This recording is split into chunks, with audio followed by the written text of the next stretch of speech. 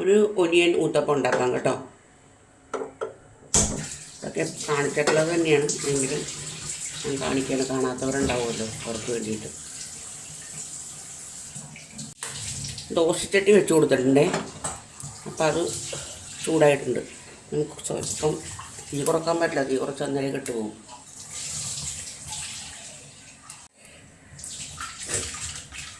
മാവ് ഒഴിച്ച് കൊടുക്കാം കേട്ടോ.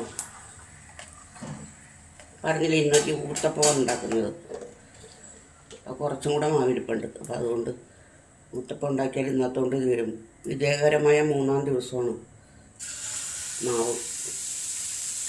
പിന്നെ ഉണ്ടല്ലോ, ഇതിനെ നമ്മൾ ദോശ ചുടുന്ന പോലെ അല്ല കേട്ടോ, കുറച്ച് കട്ടിക്ക് വേണം. എന്ന് വെച്ചാൽ ഭയങ്കര കട്ടിയാവരുത്, കുറച്ച് കട്ടിക്ക് വേണം ഉണ്ടാക്കാനായിട്ട്. അധികം അങ്ങ് പരത്തി കൊടുക്കണ്ട കേട്ടോ.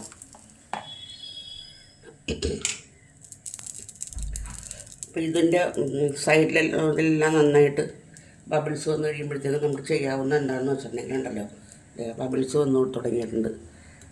അപ്പോൾ അത് കട്ടി പിടിക്കുന്നതിന് മുമ്പ് തന്നെ നമുക്ക് ഈ കൂട്ടുകൾ, അതായത് പച്ചമുളക്, ഇഞ്ചി, കറിവേപ്പില, ക്യാരറ്റ്, സവോള കുറച്ച് കൂടുതൽ വേണം. ഇതെല്ലാം കൂടി ഉപ്പ് പുരട്ടി ഞാൻ വെച്ചിരിക്കുകയാണ്. ഇത് കുറേശ്ശെ നമുക്ക് ഇതിനകത്തേക്ക് ഇട്ട് കൊടുക്കാം.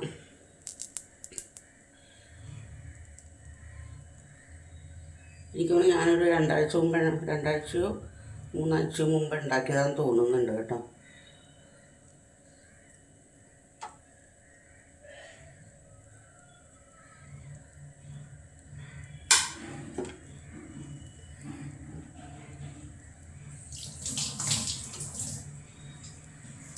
ഇതില്ലേ, നമുക്കൊന്നിങ്ങനെ പ്രസ് ചെയ്ത് കൊടുക്കണേ, അല്ലെങ്കിൽ നമ്മൾ മറിച്ചിടുമ്പോഴത്തേക്കും ഇതെല്ലാം കൂടി തൂകി പുറത്തോട്ട് വരും. അതൊന്ന് പ്രസ് ചെയ്ത് കൊടുക്കുക. ഇപ്പം ഇത് പോരൂല ഇനി.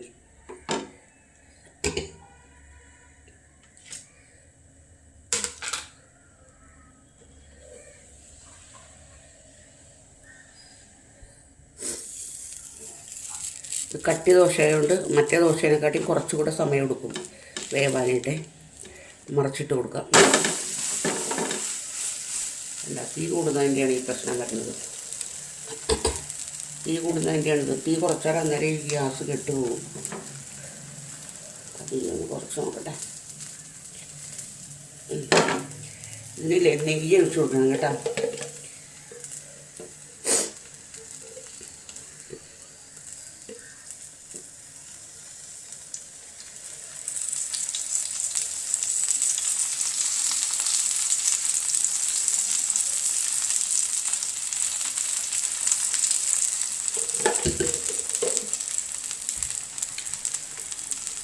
കണ്ടോ, നമ്മൾ നെയ്യ് ഒഴിച്ച് കൊടുത്തിട്ടുണ്ടേ. അപ്പോൾ ഇനി ഇത് എടുക്കാറായിട്ടില്ല, ഒന്നുകൂടെ ഒന്ന് സെറ്റാവാനുണ്ട്. അപ്പോഴേക്ക് നമുക്ക് എടുക്കാം.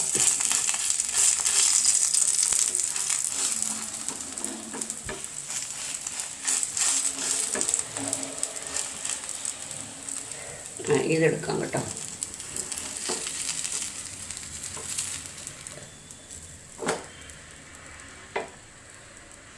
ഇതൊന്ന് തുടച്ചു കൊടുക്കാം.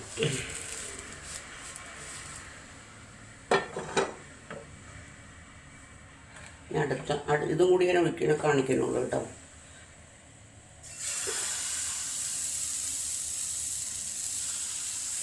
കുറച്ച് കട്ടിയിൽ പരത്തി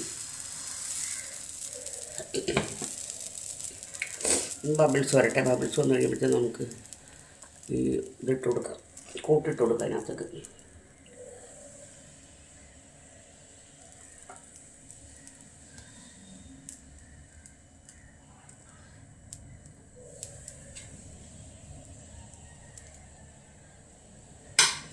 നമ്മൾ തലേ ദിവസം തന്നെ ഇതൊക്കെ റെഡിയാക്കി വെക്കുകയാണെന്നുണ്ടെങ്കിൽ സത്യം പറഞ്ഞാൽ ഒരു ബുദ്ധിമുട്ടും ഇല്ലാത്തൊരു സാധനം ഇതാണത്. ഒന്ന് പ്രസ് ചെയ്ത് കൊടുക്കട്ടെ.